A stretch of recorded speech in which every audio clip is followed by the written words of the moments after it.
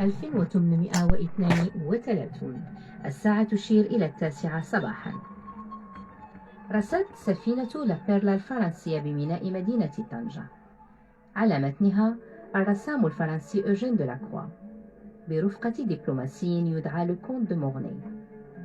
أتوا لمقابلة السلطان المولى عبد الرحمن في مهمة خاصة غداة احتلال فرنسا للجزائر. هذه الفترة والتي لطالما حاول فيها الفرنسيون تدعيم الوجود الأوروبي والقضاء على الشخصية الوطنية الجزائرية والمغاربية. فبعد إضعاف الجزائر وتنفيذ فرنسا لمشروعها الاستعماري اتجهت أعين المستعمر نحو المغرب آنذاك، الذي كان يدعم جارته الجزائر ضد الاستعمار الفرنسي. للتقرب من زيارة الرسام لهذه المدينة الساحرة التقينا الناقد الفني أحمد فاسي. سوف يقربنا من هذه الزيارة التي سرعان ما تحولت إلى قصة عشق بين الفنان والمدينة. مدينة طنجة هي مدينة الإلهام بلا مراء. أوجين دلاكروا لم يقلها، وإن كان قالها طريقته نقله للوحات من طنجة، لكن من بعده جاء ماتيس وقالها، قال الجنة هنا. يعني اكتشف ماتيس هكذا، اكتشف الجنة بطنجة. وهنا هذا كيعكس مدى عشق الفنانين الغربيين لهذه المدينة والاعتراف لهم بجماليتها.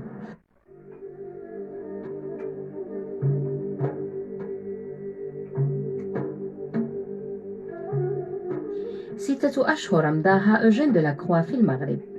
لم تشغل المهمة الدبلوماسية إلا بضعة أيام منها، فتسنى للرسام أن يشبع فضوله وعطشه باكتشاف عالم يختلف عن ما يلم به. رسم دلاكروا في هذه الرحلة مئات وربما آلاف الرسوم ومن دون توقف، معظمها بالقلم الفحمي وبعضها بالألوان المائية، وملأ 7 دفاتر كاملة هي مذكرة سفره بالملاحظات التشكيلية حول مشاهداته. الأمر الذي وفر للفنان مخزونا لرسم 100 لوحة ذات مواضيع شرقية ظلت تشغله حتى وفاته في باريس بعد 31 سنة من تلك الرحلة.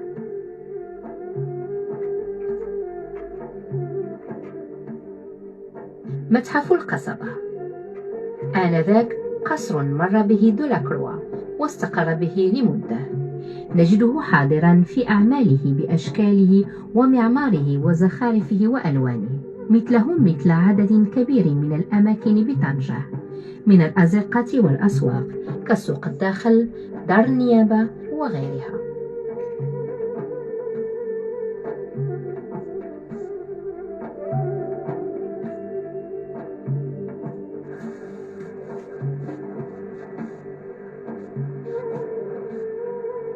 رشيد تفرسيتي كاتب وباحث فني كان دليلنا الثاني الذي قربنا من رحلة دلاكروا لطنجة.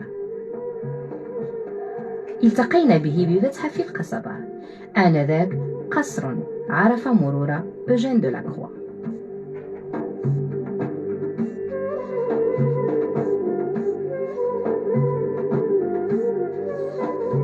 دلاكروا جا في 1832 ماشي بحال يوقع ماتيس جا كيفتش على واحد الفضاء اللي تعجبوا به بعض الزوار اللي قبل منه. بعثة دبلوماسية جا هو الله يذكره بخير الأستاذ الفنان فكر الكراكي كيقول بأن دلاكروا جا كيعمل دو ليسبيوناج، على جا في واحد بعثة سفارة من عند الملك فرنسا لوي فيليب. الدور ديالو كان هو كيخصو ينقل كل ما كيشوفو بها باش ينتج 7 الدفاتر اللي يصور فيها، وفي نفس الوقت كيعمل ملاحظات داكشي اللي شافو باش غير ماشي يمشي داكشي ماشي يكون شفت شي حاجه باياش علاش انا صورتها ما كيصورش بواحد الطريقه ابتدائيا تلقائيه الفنانيه ديالو. يمكن من بعد تدخل حتى اللوحات كينتجهم، ولكن غير كان هو فنان كنعرفوا بان كان نازل في دار النيابه. دار النيابه غير كندخلوا لها بالاسف دابا مشدوده كيخصها تصلح. كنجبروا بعض النماذج هندسيه اللي كنلقاوها في الدفاتر دو لا كروا. فحال هذا القصر هذا جالو دو لا كروا.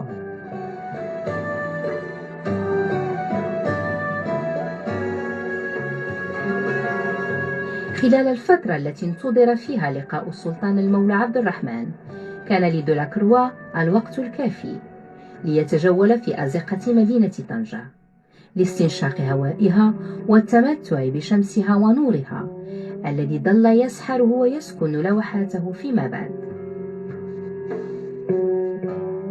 منذ أن وطأت رجل أوجين دولاكروا طنجة لم يتوقف عن الرسم والتدوين. مذكرته السبع كانت بمثابة مرجعية لأعماله المستقبلية، فكان الفنان ينقل كل ما رأته عيناه من معمار وزخارف تميز الحضارة المغربية بألوانها، بأسواقها، ببياض بيوتها الطنجاوية وزرقة السماء والبحر.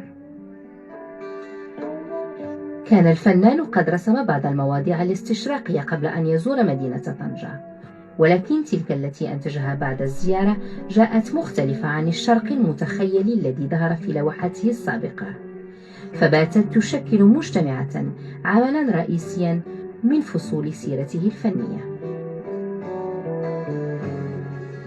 دولاكروا بقى تقريبا محبوس في طنجة. هما باغيين يشوفوا مولاي عبد الرحمن.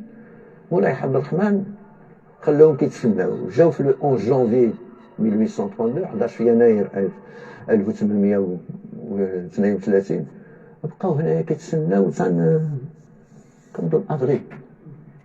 عاد استقبلوا السلطان ديال المغرب. بالطبع المدينه في ذاك الوقت كانت صغيره. دولاكروا كيخرج كيجوا للمدينه، بدا كيصور المدينه طنجة. صور جميع ما يمكن له يتصور من المناظر اللي طنجة اللي كتجلب بها، من برا الاسوار ومن داخل الاسوار، الازقه ديالها، الدروبه والزناير الى اخره النوعيه ديالو. صور هذوك الناس اللي كانوا كيمشيو عندهم كيزوروهم، منهم كان هنايا الباشا السعيدي. صور بنو الباشا السعيدي. هضرت على دار بن عبو. دار بن عبو مصور محمد بن عبو. محمد بن عبو اللي كان هو الرئيس الجيش اللي كان المغربي اللي كان في طنجة. بحال اللي صور بعض الاشخاص الاخرى.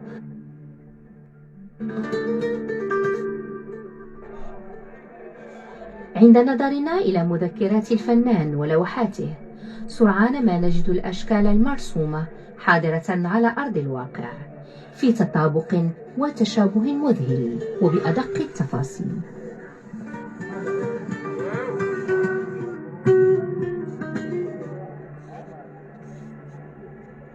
لا يمكن التحدث عن أوجين دولاكروا وزيارته لطنجة دون الوقوف عند هرم الفن التشكيلي الطنجاوي الملم بأسراره.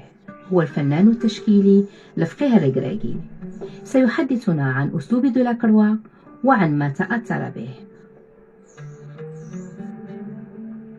Dès qu'il a mis le pied à Tanger, on entend par son dakhil, il fut subjugué par l'éclat de la couleur, les gens, par l'apparat des gens, le Burnou, le Hayek, etc. J'ai dit, mais c'est une merveille ça. Il a dit, Rome, c'est ça. C'est pas Rome comme nous dépeint à Paris. Là, c'est la vraie Rome, c'est les descendants des Grecs et des Romains, c'est le Maroc.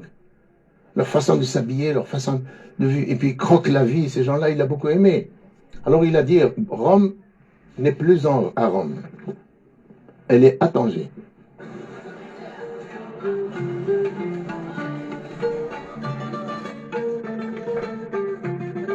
جماليا تميزت اللوحات ببلوغ دولاكروا ذروتها، في القدرة على التعبير عن الحركة المشحونة بالعواطف، فاستلهم إبداعاته من كل الألوان المحيطة به، توابل وعطور طبيعية، أيضا من أشكال معمارية تحضر في جل لوحاته، من حفلات ومناسبات عاشها الطنجاويون، من لباس النساء والرجال وعاداتهم اليومية.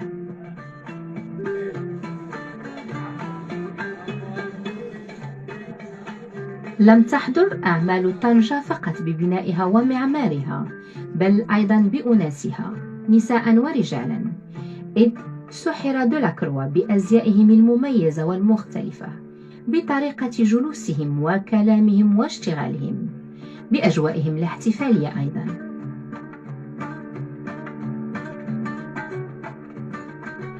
الإنتاج الرسامة في حال دولاكروا بالنسبة لي أنا كنحاول نعرف طنجة، كنجبر فيهم مراجع على كيف كنا كنعيشوا وكيفاش حنايا كنعيشوا، كتقدر تعمل واحد النوع من المقاربه، وكنجبروا واحد النوع من التشابه ما بين داكشي اللي رسم هو وهادشي اللي واقع عندنا. لكن مدينه طنجه تغيرت بزاف من الناحيه المعماريه. طنجه اللي شافها دولاكروا او من بعده شافها ماتيس او لا تابيرو او لا دهودينغ او لا واحد العدد العظيم من جميع جنسيات الرسامه اللي رسموا طنجه، ماشي نفس الشيء، راه هي تغيرت بزاف. ولكن بقاو في اللي قلنا في الاول، الجماليه طنجه رغم نقول الهجومات والعنف ديالنا بعض المرات بلا ما كنحسوا حنايا كنتعنفوا عليها وكنتعصبوا عليها وكنتكرفسوا عليها، الجماليه ديالنا كنظن عمرها ما تمشي.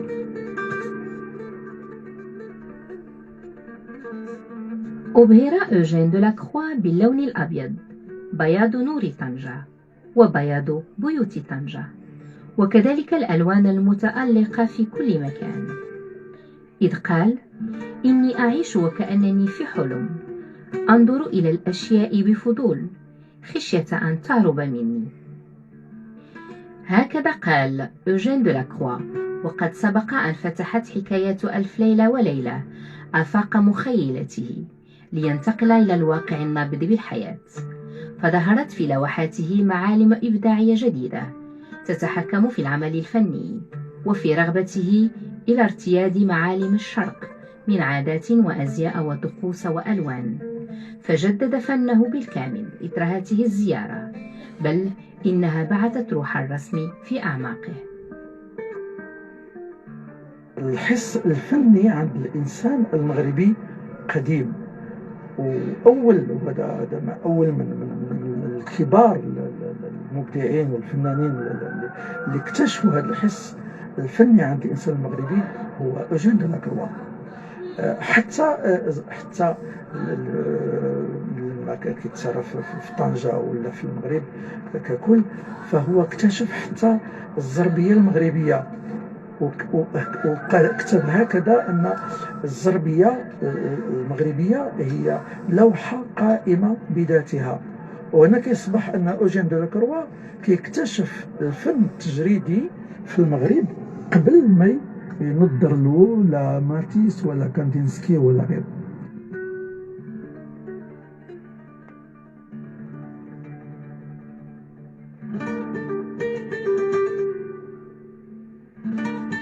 Quand il est venu au Maroc, il a découvert ce que les impressionnistes ne découvriront que plus tard. Il a découvert la complémentarité des couleurs grâce au soleil et aux ombres et à la lumière du Maroc. Il écrit dans ce carnet: regardez ce jeune homme qui est pâle, c'est-à-dire de teinte jaune, et les ombres sont violettes. Voilà une complémentarité entre le violet et le jaune. Le jaune ne contient pas de violet, le violet ne contient pas de jaune. Et de même entre le vert et le rouge, qui sont complémentaires. C'est une loi de la complémentarité qui a été découverte plus tard par le physicien français Chevreul et qui a été reprise plus tard par les impressionnistes. Donc il est un pré-impressionniste avant l'heure. Et un romantique, parce c'est à Tanger qu'il a découvert, qu'il a installé en France ce qu'on a appelé plus tard le romanticisme marocain, qu'il a découvert ici à Tanger.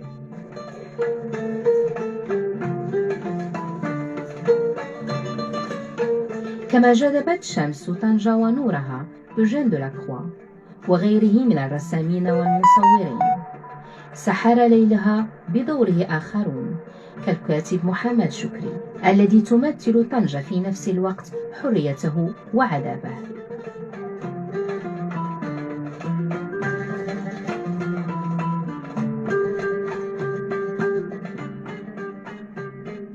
فلا يمكن فصل محمد شكري وكتاباته عن مدينة طنجة، عن ليلها ونهارها، طنجة الساحرة، طنجة الغامضة.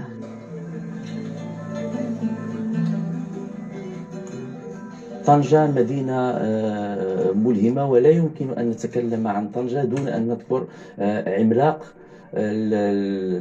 الوصف لطنجة وهو محمد شكري، بحيث أن الشكري لا يمكن أن نجد نصا واحدا لا يذكر هذا الفضاء، بحيث كان يقول دائما ربما لو كنت في مدينة أخرى ما استطعت أن أكون شكري الذي أنا هو عليه الآن، لأن طنجة في الحقيقة لا أسكنها وإنما هي التي تسكنني.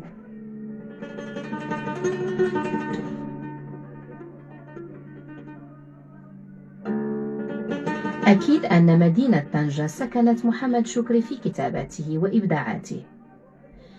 هذا الكاتب الذي تعلم الكتابة والقراءة في 20 من عمره كتب مدينته بجسده في كل كتبه: الخبز الحافي، الخيمة، الشطار، السوق الداخلي وغيرها، وحتى في كتابات الرسائل التي تبادلها مع محمد برادة. كل هذه الكتابات تفوح منها مدينة طنجة بمعمارها، بنسائها، بليلها ومهمشها.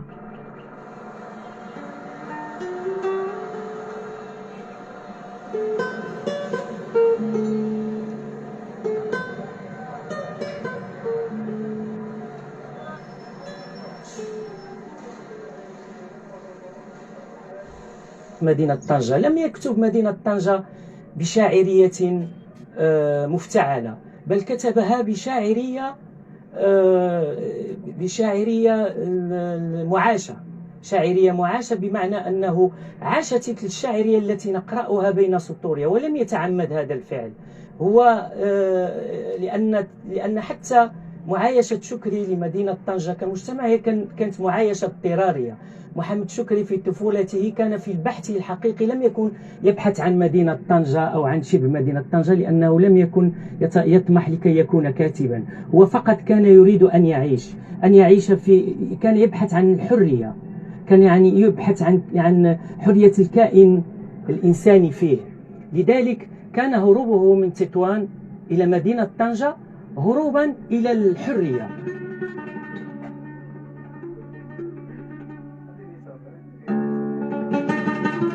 لا يمكن فصل محمد شكري عن فضاءات طنجة، منها من قضى بها أياما وليالي، ومنها من ارتبطت بحياته اليومية وبعاداته المعاشة.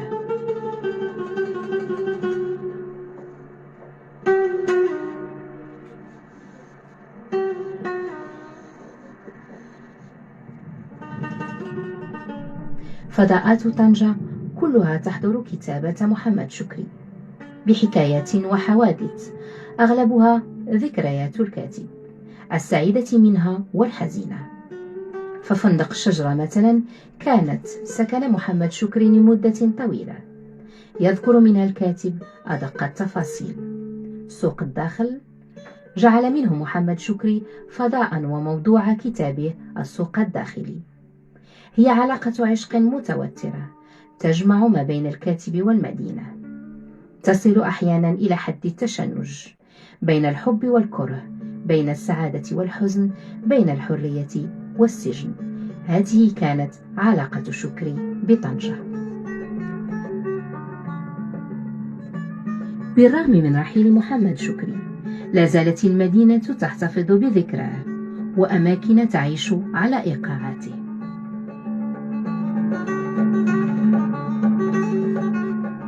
وسط شارع موسى بن نصير في مدينة طنجة يلفت انتباهك مطعم يحمل اسما مثير، هو الخبز الحافي أوبانيو. هنا كان محمد شكري يكتب من دون توقف ويلاقي فيه أصدقاءه المغاربة وأيضا كتاب طنجة الأجانب الذين استلهموا من محكياته المكسرة للطابوهات والعالم الليلي قصصا وروايات كتبت بلغات عالمية. المكان الذي دأب محمد شكري على ارتياده لقربه من العمارة التي كان يقيم بها أصبح اليوم قبلة لمحبي الكاتب. روحه حاضرة بين جدران المكان، صور مختلفة تملأ الفضاء، شكري الوحيد وشكري محب الصداقة والأصدقاء.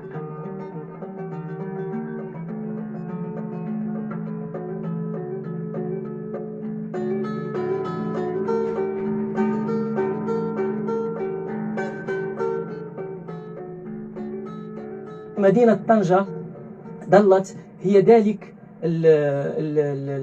المنبع لكتابات محمد شكري بفضاءاتها. طبعا عندما نقرأ الخبز الحافي نقترب أكثر من فضاء مثلا فندق الشجرة الذي هو بمثابة فندق للمهمشين وللدواب في نفس الوقت، ومثلا فضاء سوق الداخل، ولكن فضاء سوق الداخل سيكتب عنه فيما بعد في روايته سوق الداخل بشكل أوسع في فترة الهيبيين.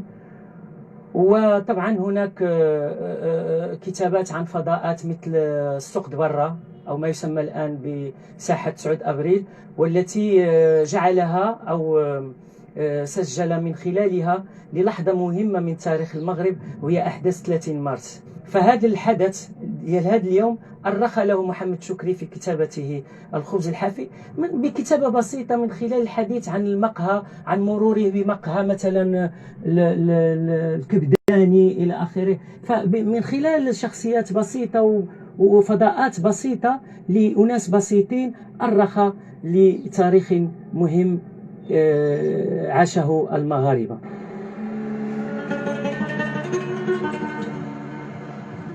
محمد شكري وأوجين دولاكروا كلاهما وقع في حب مدينة طنجة وتحت سحرها، كل عبر عن هذا الحب بطريقته الخاصة. ولعل أبرز ما جذبهما وجذب الكم الهائل من الأدباء والفنانين لهذه المدينة هو قيامها على بحر من التناقضات تجعل الزائر يعيش عالمين، ينتقل بين مجتمعين فوق تراب واحد. مدينة متطلعة إلى حضارة الغرب لكنها فخورة بتقاليد وجذور الشرق. مدينة كانت تختفي فيها الحدود لتصبح دولية بامتياز، فهي جنة الرسامين كما قال ماتيس. مدينة البحرين محج المبدعين بأزقتها الضيقة ومنازلها البيضاء الناصعة المطلة على البحر، وبين سكانها مسلمين مسيحيين ويهود في تآلف وتسامح عز النظير. فقال عنها محمد شكري: يبدو وأنني تزوجت طنجة. هو الذي جاءها طفلا شريدا وتوفي بها أديبا عالميا، ترجمت مؤلفاته إلى حوالي 40 لغة. لقد كان يسكن طنجة وطنجة تسكنه. طنجة لها خصوصية متميزة عن باقي المدن المغربية. أولا بحكم تاريخها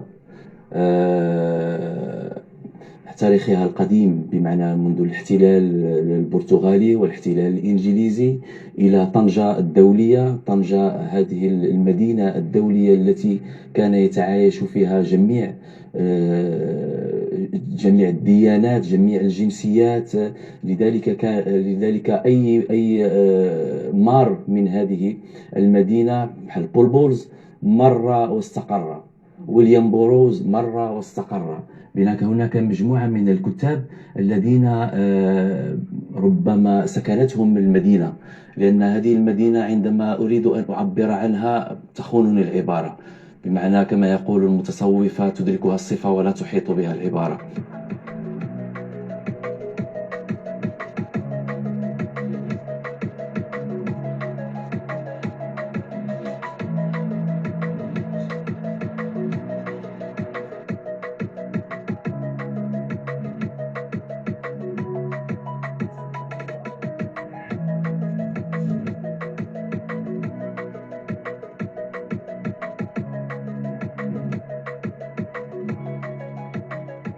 المدينة تجمع بين عرب وأجانب آتون من مختلف أنحاء العالم، واقعين في حب المدينة، راغبين في اكتشافها والغوص في أسرارها.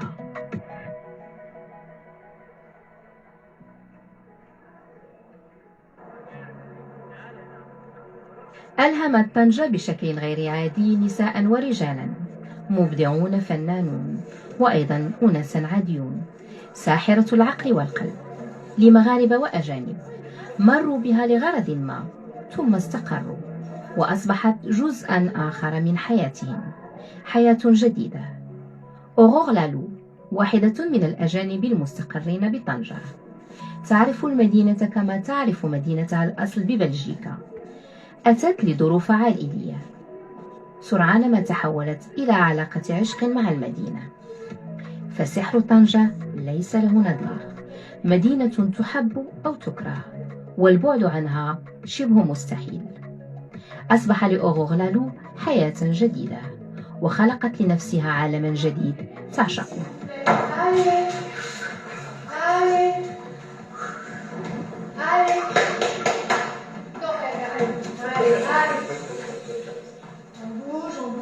On bouge les coudes, on chauffe le corps, les pieds, le bassin. Allez, on bouge. Allez, on se réveille, les hanches. On touche le plafond. Allez, on touche. Oh. Mon mari est d'origine marocaine. Ses parents, son papa plus précisément, est né ici à El Hoceima et a grandi à Tanger. Et donc on voulait changer de vie pour notre deuxième partie de vie. On est bruxellois. Et donc l'idée, c'était de trouver une ruine ici dans la médina de Tanger, de la rénover et puis de s'installer. Et à la Comédie de Tanger, quand nous avons trouvé cette ruine, il s'est avéré que cette ruine est exactement à 20 mètres de ma maison. Et donc j'ai appris qu'il y avait une troupe de théâtre et donc je me suis intéressée à cette troupe. Pourquoi? Parce que ma formation de base, donc moi j'ai fait le Conservatoire Royal d'Art Dramatique à Bruxelles, donc le théâtre c'est plus qu'une passion, c'est viscéral. Et donc je me suis intéressée à cette troupe d'abord pour voir leur travail. Et c'est là où j'ai rencontré Philippe Laurin, donc le fondateur de la Comédie de Tanger, qui lui m'a happé dans la troupe. Et maintenant, c'est devenu ma deuxième maison. Quand je vais plus pouvoir respirer, je vais vouloir l'enlever. Et voilà. Et voilà. Et tu veux que je t'empêche de l'enlever? سحر المدينة. تمكن من فيليب لوغان أيضا، مؤسس فرقة لا كوميدي دو طنجة، وولعه بها دفعه إلى تأسيس عدد من الأنشطة الثقافية والفنية المعروفة بالمدينة. Ah, tu me l'as dit, et pas toujours gentiment d'ailleurs. Enfin, ce que je dis, il ne faut pas toujours faire attention. Tu sais bien que je suis soupoulée. Non. Tu as souvent raison et tu as un très bon jugement sur les choses et les gens. J'ai demandé à des tas de gens pourquoi vous êtes à Tanger, ils disent c'est difficile de savoir. Et à un moment, on dit c'est là, oui. C'est-à-dire qu'en fait, je suis venu comme beaucoup de gens pour les mauvaises raisons et je suis resté pour les bonnes. Voilà, je suis venu pour le mythe, les légendes, les trucs dont il ne restait pas grand-chose, puisque j'ai commencé à venir à Tanger en 87, vous voyez. Et après, je me suis installé en 93. C'est une ville qui a un magnétisme. Sous les pieds, on sent qu'il y a des champs magnétiques, il y a un tellurisme, qu'il y a quelque chose qui se passe. Et puis, cette situation géographique est unique quand même. 2 mers, voilà. Donc, la mer au bout des petites rues, un petit rayon de soleil et tout va bien. Tanger, c'est une ville qu'il faut connaître. Parce que moi, j'ai parlé avec des tas de gens, ils disent, mais qu'est-ce qu'il y a à Tanger? Moi, je suis passé, je n'ai rien vu. Mais oui, c'est pas quelque chose d'une ville qui est évidente. Vous allez à Marrakech, vous allez à Fès, vous allez à Rabat, les villes sont évidentes, elles sont comme ça, elles sont ouvertes, belles. Ici, c'est un peu, il faut connaître un peu, il faut serpenter, il faut se frotter, c'est long, ça prend du temps.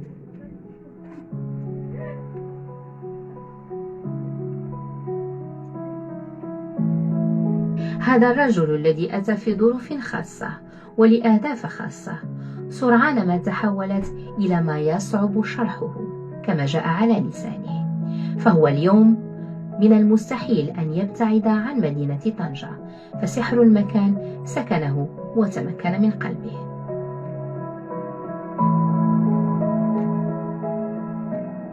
Quand je suis arrivé ici, donc, il y a plus de 20 ans, bon, j'ai pris, disons, une retraite plus tôt que les gens prennent la retraite. J'ai pu le faire à la suite de l'essai familial. Et je me suis dit que je ne peux pas rester comme ça sans rien faire pour la ville qui t'accueille, même pour t'occuper. Donc j'ai commencé à créer le Festival de théâtre international de Tanger, qui a réuni des troupes de tous les pays, où il y avait 21 spectacles dans la semaine, 7 en arabe, 7 en espagnol, 7 en français, qui étaient un peu représentatifs des trois cultures de Tanger. D'ailleurs, on a eu un papier dans le Figaro à l'époque qui s'appelait Le Tanger des trois cultures. C'est un festival qui a duré 3 ans, en association étroite, 50-50 avec l'Institut français de Tanger, puis l'Institut n'ayant pas voulu suivre par la suite, on a tenu 1 an et demi, et puis on s'est fait mal, on est tombé. Bon, donc on s'est relevé, on a dit bon, qu'est-ce qu'on fait? Et on a monté la Comédie de Tanger, c'est la chose la plus ancienne qui a été montée ici, depuis, je sais plus combien, 94, je sais plus exactement, 97. Enfin, c'est ce qu'il y a de plus ancien de ce que nous avons fait à la Fondation Laura, puisque c'est une fondation qui regroupe un certain nombre d'activités. Et puis, par la suite, nous avons créé Tanjaz, que tout le monde à peu près connaît au Maroc, qui est le festival de jazz de Tanger, qui est un événement important et qui est devenu très important, qui va fêter ses 20 ans cette année. طنجاز من المواعيد الموسيقية المنتظرة بمدينة طنجة وكذا بالمغرب، احتفاء بموسيقى الجاز بنسائها ورجالها، فعالية يفتخر بها فيليب لوغان والطنجاويون. مولود آخر من مواليد هذا الفرنسي المغرم بالمدينة. حب فيليب لوغان للفن جعله يتأرجح ما بين الموسيقى والمسرح، إذ لم يتمكن من التركيز عن فن دون الآخر. مضطر إلى إيقاف المهرجان الدولي للمسرح، إلا أنه ظل من أولويات فيليب لوغان، فأسس لا كوميدي دو طنجي، فرقة تجعل للتكوين مكانة مهمة وأساسية.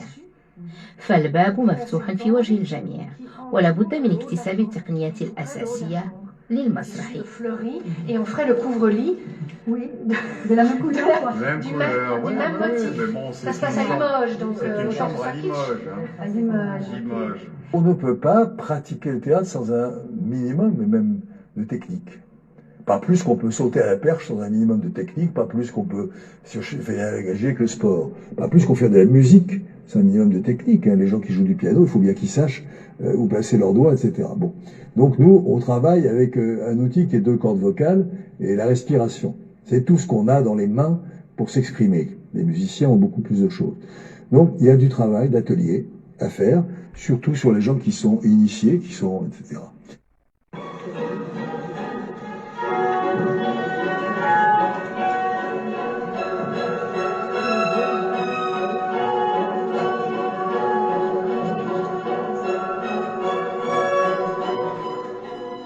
لا كوميدي دو طنجة فضاء يجمع بين جنسيات مختلفة، قاسمهم المشترك حب المسرح وحب مدينة طنجة.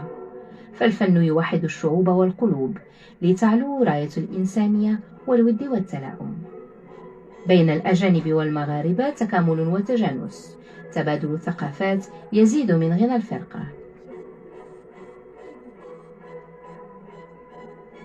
عائلة كبيرة كما جاء على لسان فيليب لوغان، فتح بابها مؤسس الفرقة، فهو لم يقتصر على أفراد أجانب، بل باب المسرح مفتوح في وجه الجميع.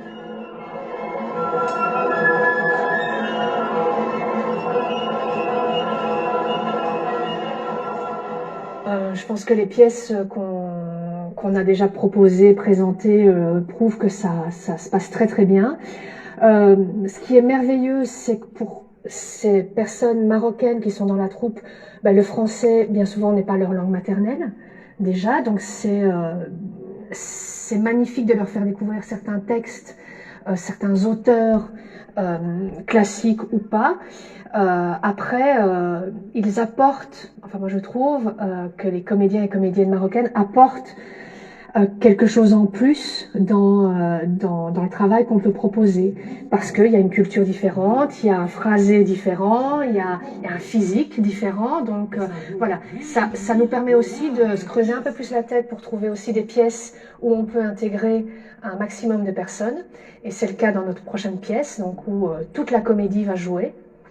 Donc Jérôme, sur la phrase « Bonjour, c'est moi Oui. », tu vas me jouer le sentiment de la colère. Oui. Premier tabouret, 0%, enfin 0,1. Hein. Deuxième tabouret, 50%. Troisième tabouret, 100%. Sentiment, la colère, la phrase « Bonjour, c'est moi ». عرفت الفرقة انضمام عدد كبير من الممثلين الهاويين المغاربة المتعطشين إلى اكتساب تقنيات الفن المسرحي ودخول هذا العالم، وأصبح الرقح مجال تعبير لهم. مغاربة من مختلف الأعمار والمشارب، من بينهم ربيعة التي قبل صعودها الخشبة كانت من بين الجمهور.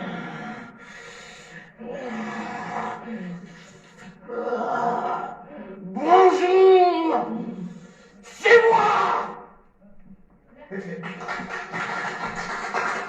Je connais aussi la Comédie de Tanger par toutes les activités, par toute sa présence dans la ville, avec toutes les pièces de théâtre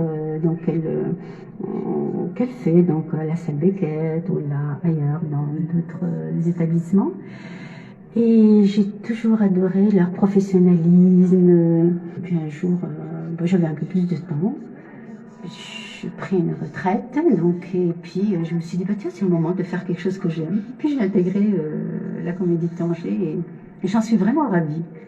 J'aime bien, j'apprends plein de choses, il y a des échanges, des partages.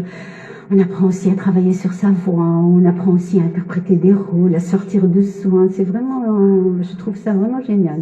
Moi, j'aime beaucoup. C'est nous mondialiser, nous occidentaliser, nous urbaniser, nous moderniser. C'est une petite famille qui a ses criailleries, ses petites chamailleries, comme toutes les familles. Mais on s'entend tous bien, et bien que nous soyons de cultures extrêmement différentes. C'est vrai que je suis d'une culture typiquement française, classique, latin-grec, pétrie de littérature française, ce qui était mon choix universitaire.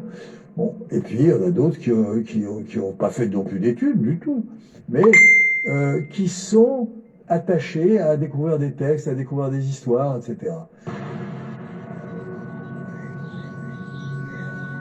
بين التدريب اليومي والعروض المقدمة نجد الجمهور يترقب مواعيد عروض هذه الفرقة الهاوية، والتي فرضت اسمها في الفضاء الطنجاوي بمسرحيات مختلفة المواضيع، منها الكوميديا ومنها ذات الثقل النفسي والاجتماعي الكبير، كما هو الحال بالنسبة لمسرحية ميغران، والتي تعتبر أكبر نجاح لفرقة لا كوميدي دو طنجة.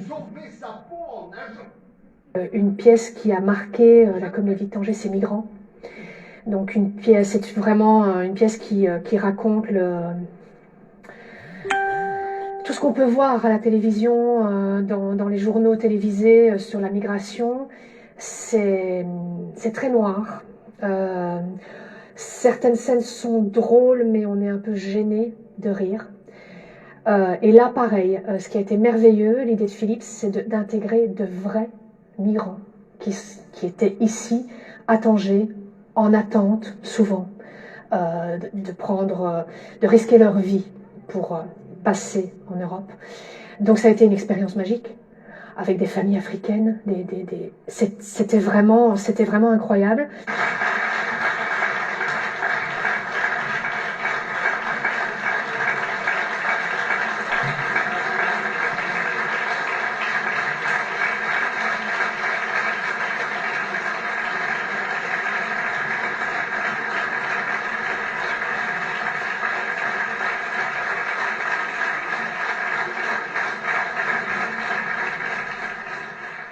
خشبة مسرح لا كوميدي دو طنجة تتحول خلال العرض إلى عويلم صغير محركه الإنسانية وحب الآخر، بعيدا عن العرق والدين واللون، مثلها مثل مدينة طنجة، مدينة التعايش والتساكن، ملجأ الغرباء والمغتربين، أغنياء وفقراء، اقتصاديين وثقافيين، هي مرفأ للحرية.